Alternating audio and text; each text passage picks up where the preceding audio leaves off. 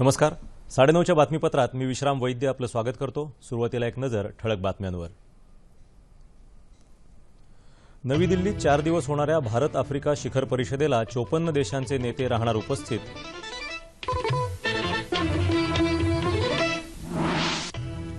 कृषी क्षेत्रासमोरील आव्हानांचा मुकाबला करण्यासाठी अत्याधुनिक तंत्रज्ञानाशिवाय पर्याय नाही, अरुण जेटली यांचं बारामती इथं प्रतिपादन.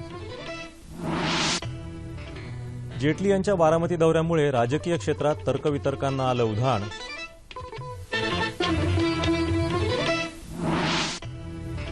भारतरत्न डॉ. बाबासाहेब आंबेडकर यांच्या लंडनमधील प्रेरणादायी वास्तूचा लोकार्पण सोहळा पंतप्रधानांच्या हस्ते होण्याची शक्यता.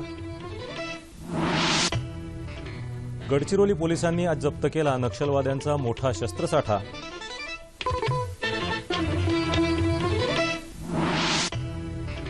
जागतिक पातळीवरच्या सुलतान जोहोर चषक हॉकी स्पर्धेत ऑस्ट्रेलियाला नमवून भारत अंतिम फेरीत दाखल. आणि मुंबईत अचानक पारा कडाडला. येत्या 36 तासात कोकणात तुरळक ठिकाणी मेघगर्जनेसह पावसाची शक्यता. आणि आता सविस्तर वृत्त. भारत आणि आफ्रिका यांच्या संयुक्त परिषदेमुळे उभय देशातील संबंध अधिक मजबूत होण्यास मदत होईल अशी आशा पंतप्रधान नरेंद्र मोदी यांनी फेसबुकच्या माध्यमातून व्यक्त केली आहे. येत्या 26 ऑक्टोबरपासून नवी दिल्ली इथं भारत आफ्रिका शिखर परिषदेला प्रारंभ होणार आहे.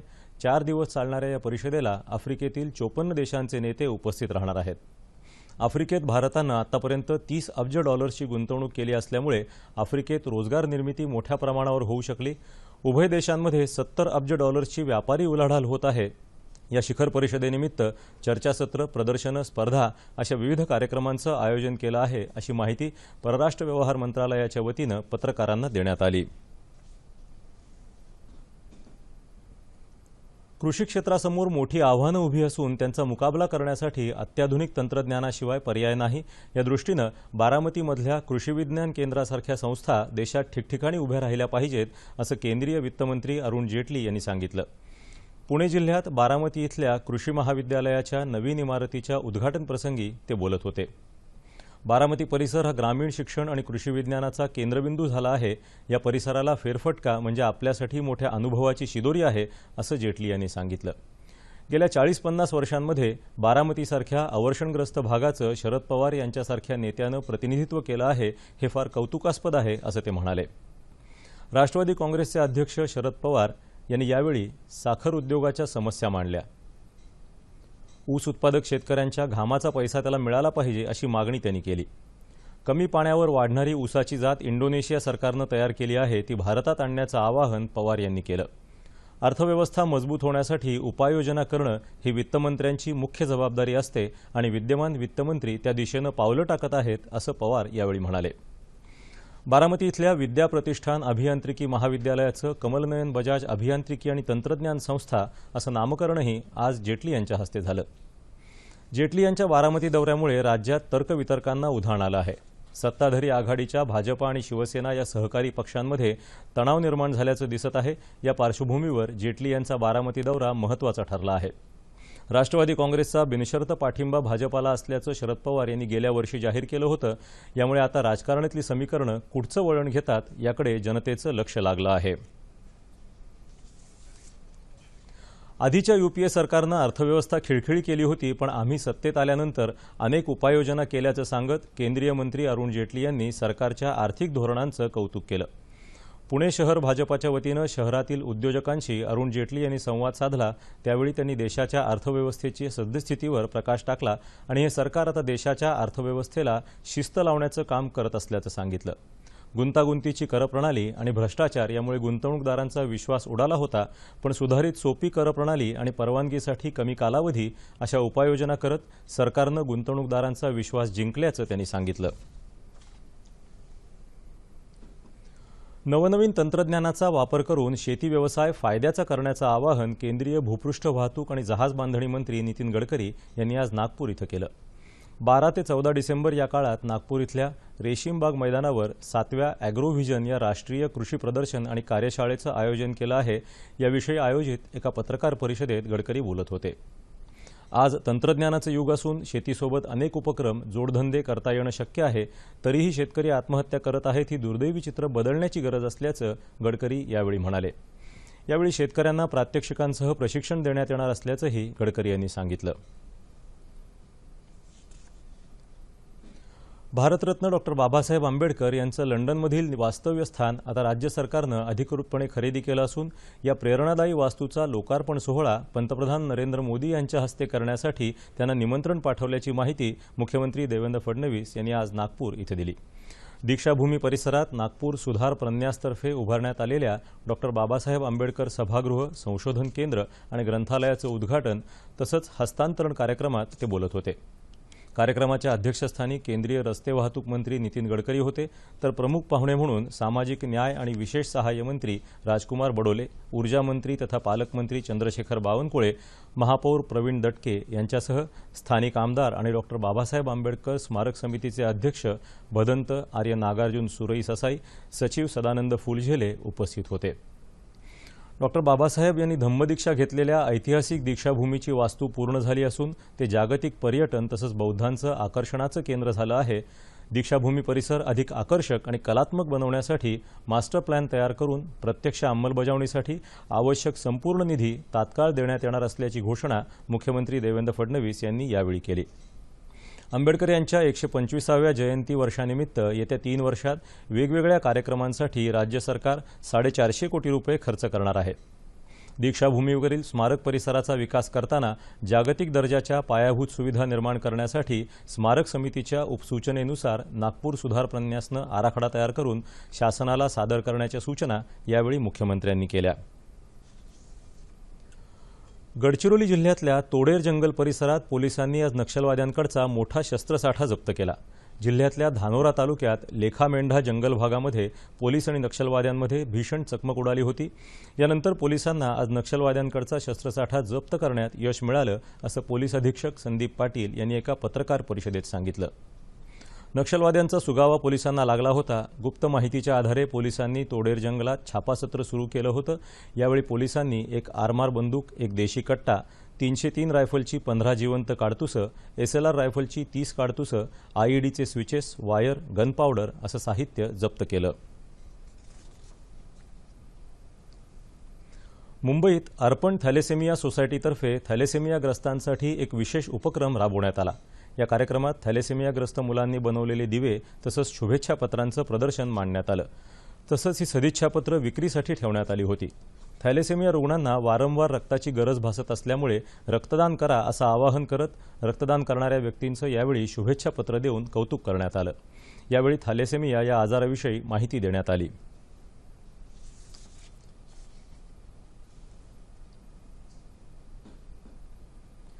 राज्यातल्या विविध जिल्ह्यांमधल्या जानेवारी ते जून 2016 या कालावधीत मुदती संपणाऱ्या ग्रामपंचायतींच्या निवडणुकांसाठी मतदार यादीचा कार्यक्रम राज्य निवडणूक आयोगानं जाहीर केला आहे।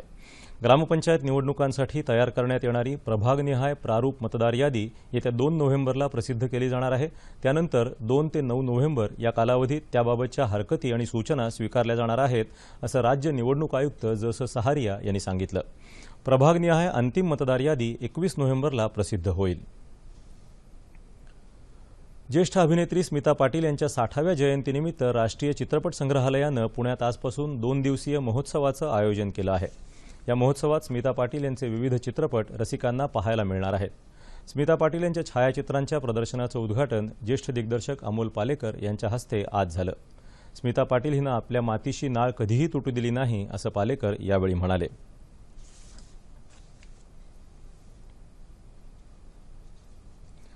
केंद्र सरकारनं नुकत्याच जाहीर केलेल्या अहवालात फळं आणि पालेभाज्यांमध्ये मोठ्या प्रमाणात कीटकनाशकांचा अंश आढळून आला आहे, जो मानवी आरोग्याला घातक आहे।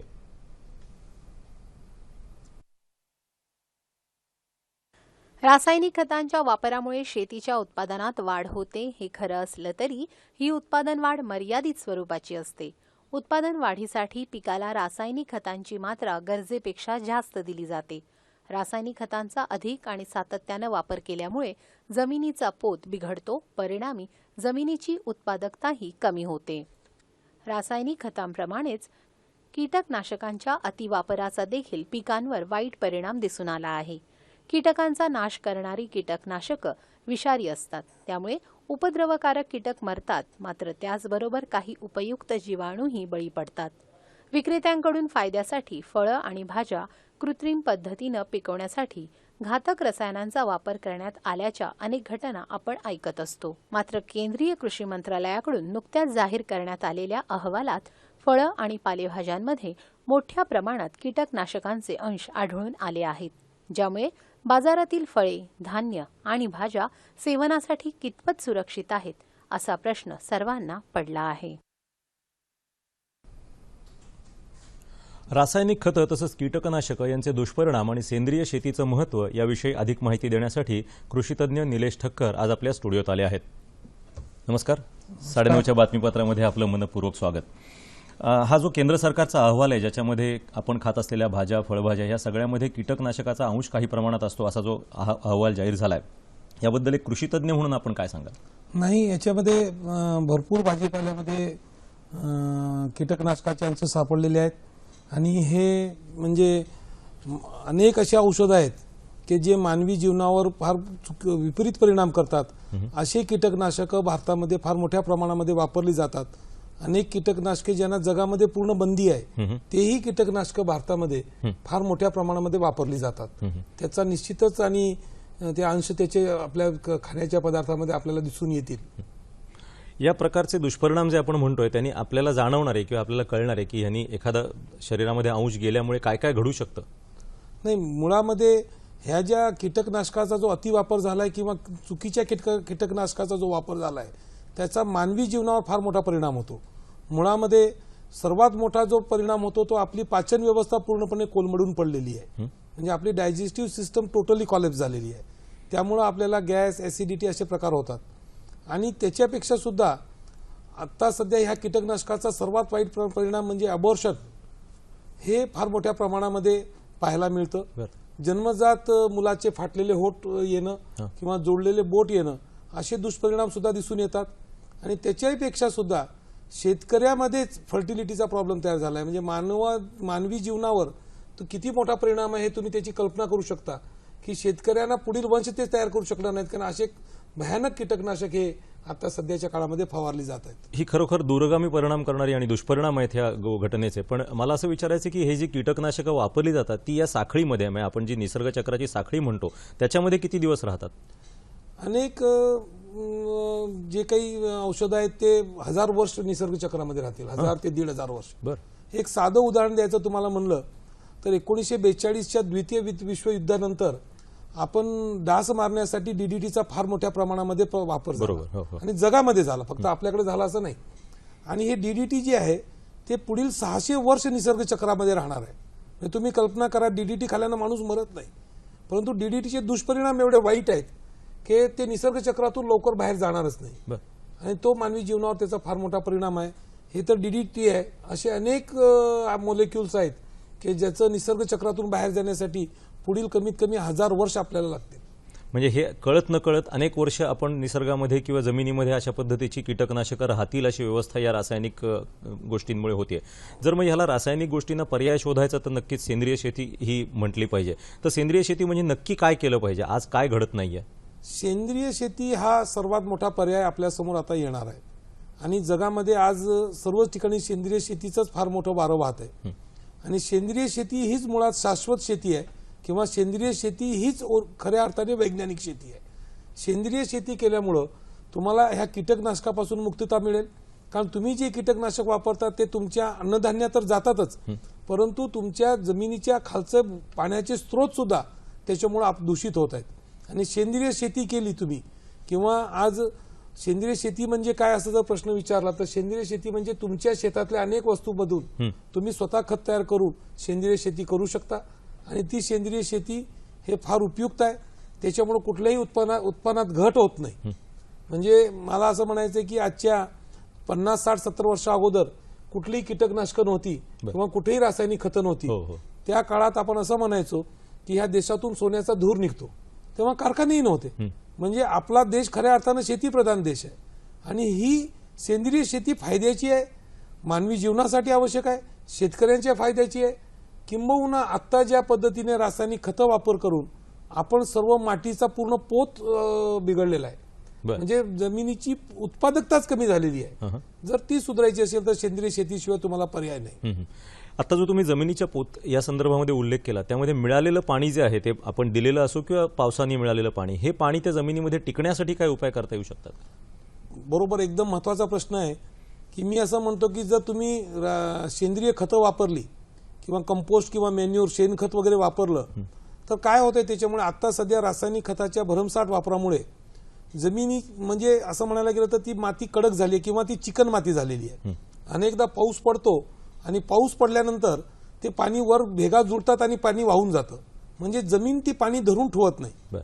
म्हणजे जुन्या काळामध्ये शेतकऱ्यांच्या भाषेत सांगायचं म्हणलं तर आता जमीन भुसभुशीत राहिलेली नाही किंवा त्याच्यामध्ये हवा खेळत नाही.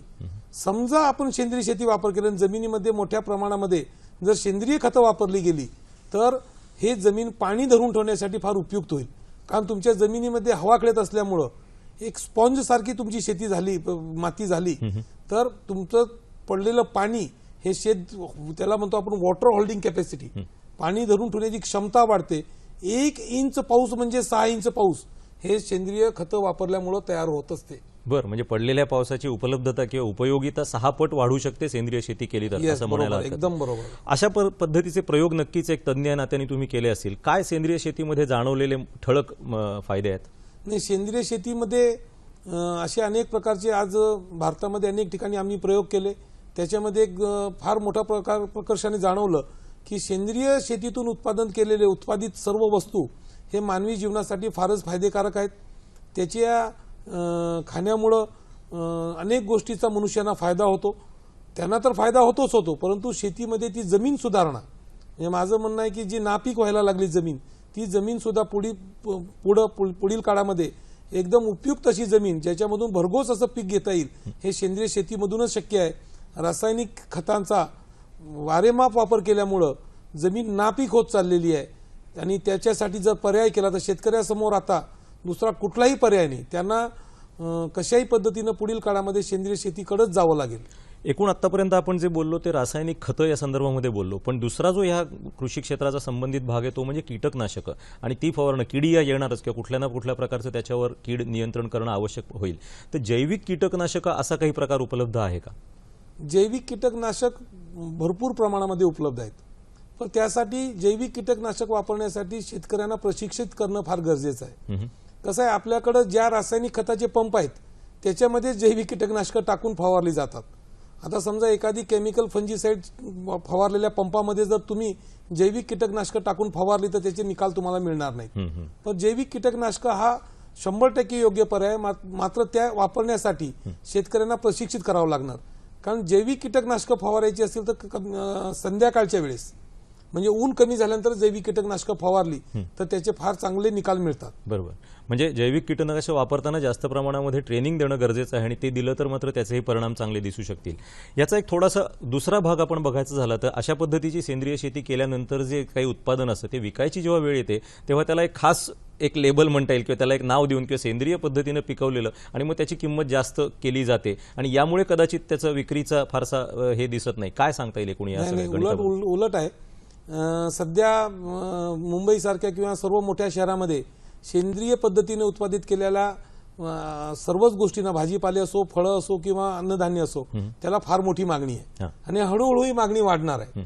कारण लोकांना आता कळायला लागलंय की आपल्यावर जे काही परिणाम व्हायले ते ह्या सर्व रासायनिक खताचे किंवा कीटकनाशकाचे आहेत.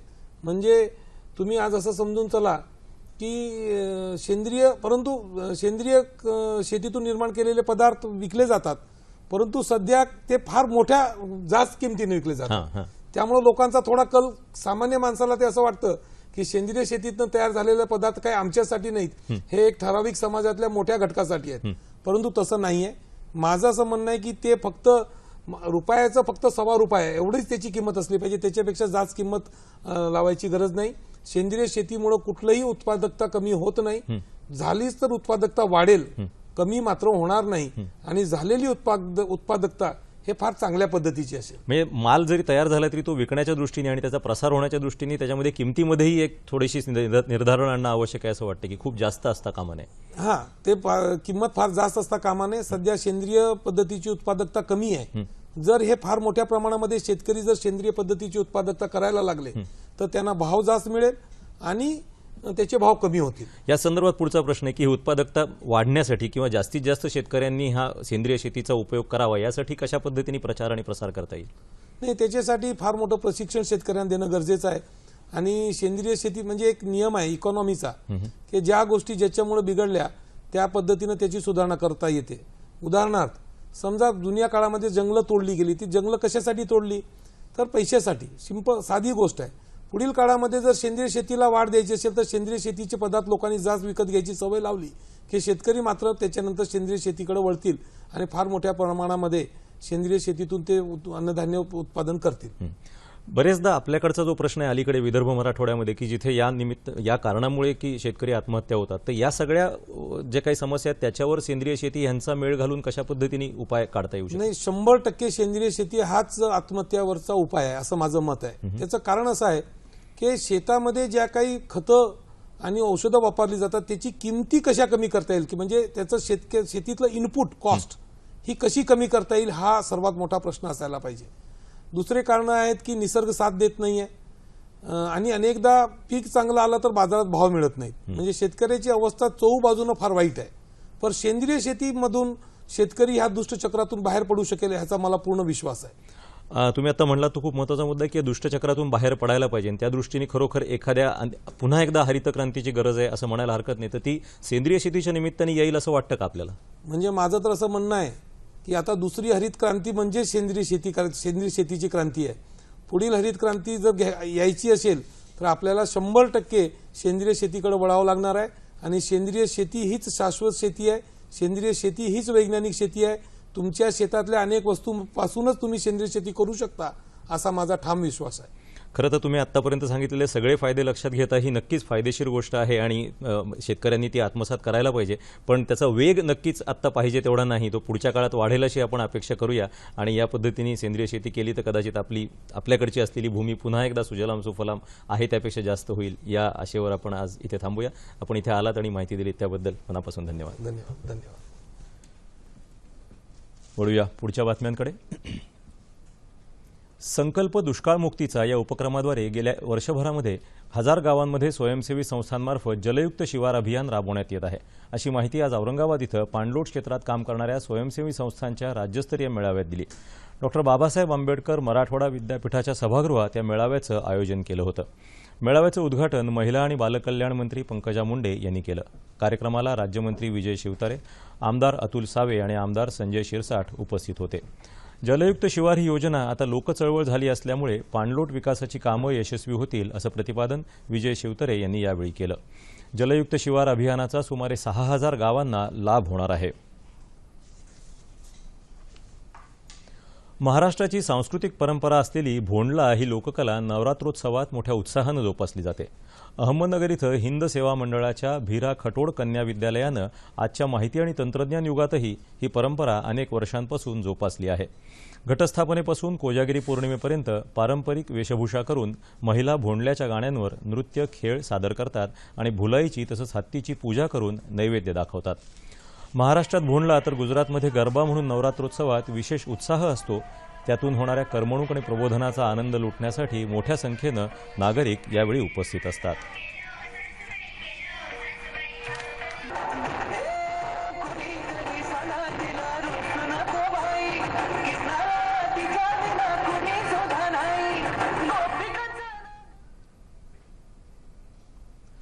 मलेशियात जोहोर बाहरू इथं सुरू असलेल्या सुलतान जोहोर चषक हॉकी स्पर्धेत आज झालेल्या अखेरच्या साखळी लढतीत भारतानं ऑस्ट्रेलियाचा 1-0 असा पराभव केला. या विजयामुळे भारतानं 5 सामन्यांमध्ये 12 गुणांची कमाई करून अंतिम फेरीत दिमाखदार प्रवेश केला आहे. स्पर्धेच्या विजेतेपदासाठी उद्या भारताचा मुकाबला ग्रेट ब्रिटनबरोबर होणार आहे.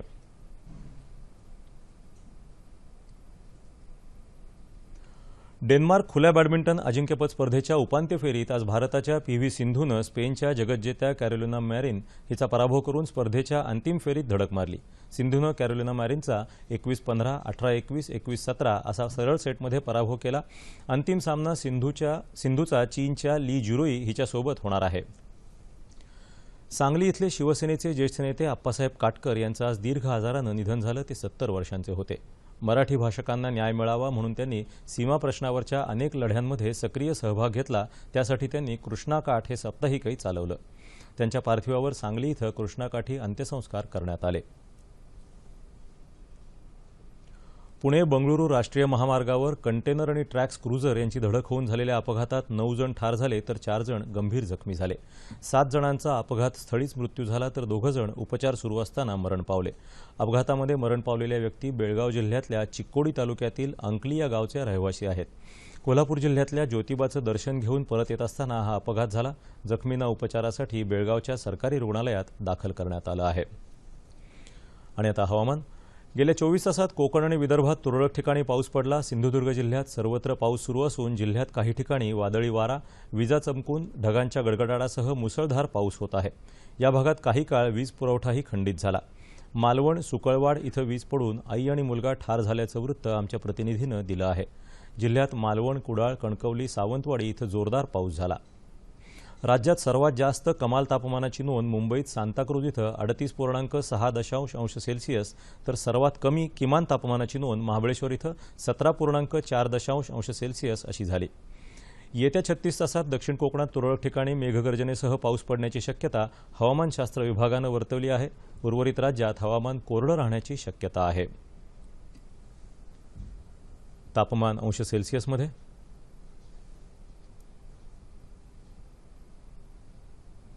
मुंबई कमाल 37 आणि किमान 26, नागपूर 34 आणि 22, पुणे 33 आणि 19, औरंगाबाद 33 आणि 22, नाशिक 33 आणि 19, कोल्हापूर कमाल 33 आणि किमान 22, रत्नागिरी 35 आणि 23, सोलापूर 35 आणि 24 आणि अमरावती कमाल तापमान 35 आणि किमान 22 अंश सेल्सिअस। शेवटी पुन्हा एकदा ठळक बातम्या। नवी दिल्लीत 4 दिवस होणाऱ्या भारत आफ्रिका शिखर परिषदेला 54 देशांचे नेते राहणार उपस्थित।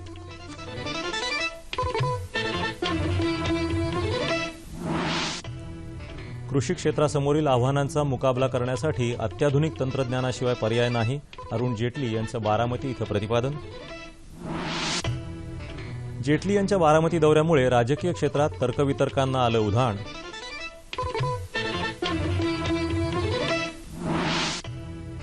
भारतरत्न डॉक्टर बाबासाहेब आंबेडकर यांच्या लंडनमधील प्रेरणादायी वास्तूचा लोकार्पण सोहळा पंतप्रधानांच्या हस्ते होण्याची शक्यता। गडचिरोली पोलिसांनी आज जप्त केला नक्षलवाद्यांचा मोठा शस्त्रसाठा।